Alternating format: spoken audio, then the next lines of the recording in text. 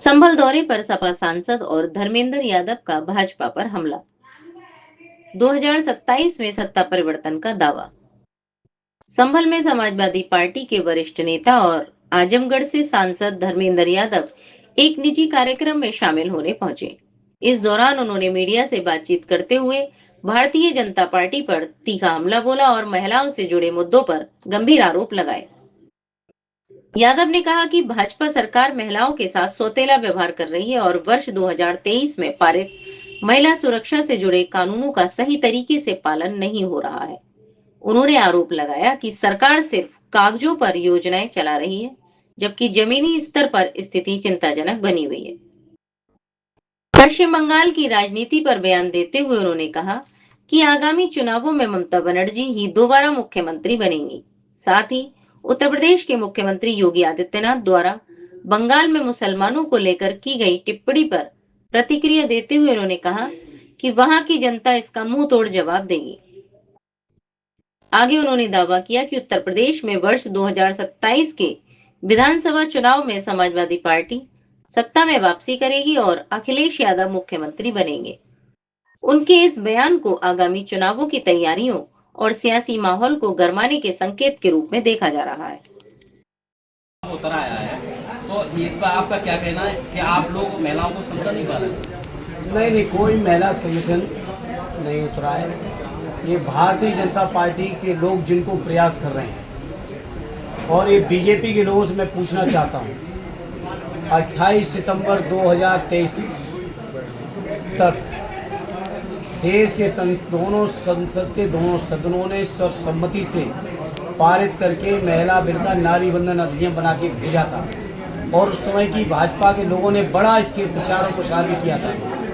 28 सितंबर को माननीय महामहिम राष्ट्रपति जी का भी हस्ताक्षर हो गया, और पौने 3 साल तक बीजेपी के लोगों ने नोटिस जारी नहीं किया, नोटिफाई नहीं किया, गजट जारी नहीं हुआ।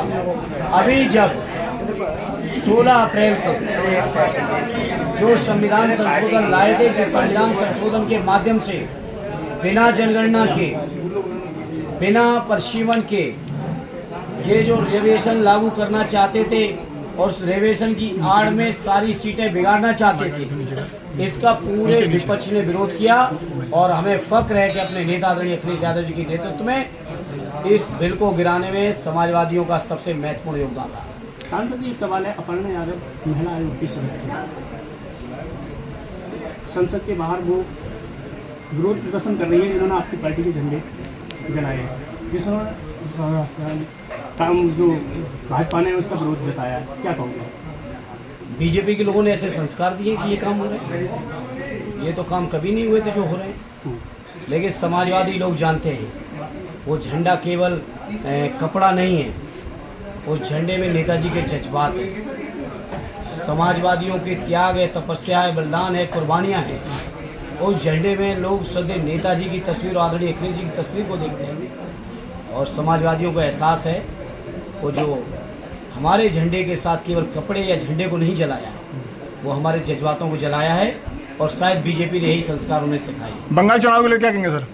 बंगाल चुनाव में बंगाल की शेरनी टीएमसी की लीडर आदरणीय ममता दीदी ऐतिहासिक वोटों से जीतकर चौथी बार फिर से वहाँ की मुख्यमंत्री बनेंगी। ये 2027 में चुनाव हो रहा है सर, क्या कहेंगे 2027 को लेकर आप?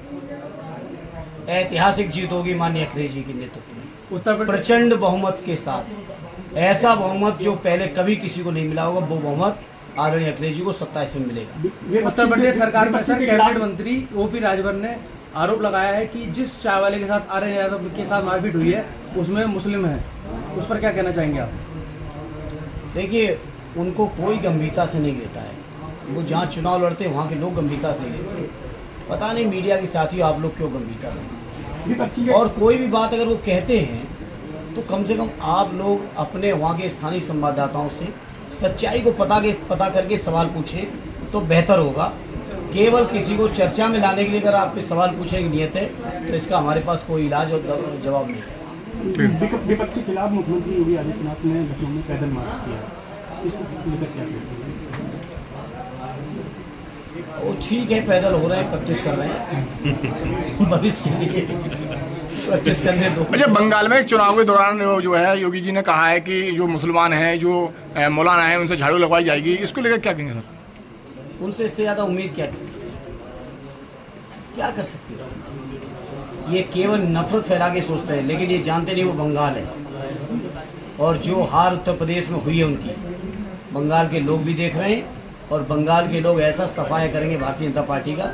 अभी लोकसभा में कुछ सांसद तो बन गए थे, हो सकता है इतने विधायक भी न बना पाए। नोएडा इंडस्ट्री में मजदूरों ने तमाम धरना प्रदर्शन किए हैं अपनी मांगों को लेकर, लेकिन तमाम राजनीतिक दल इसमें राजनीति कर रहे हैं।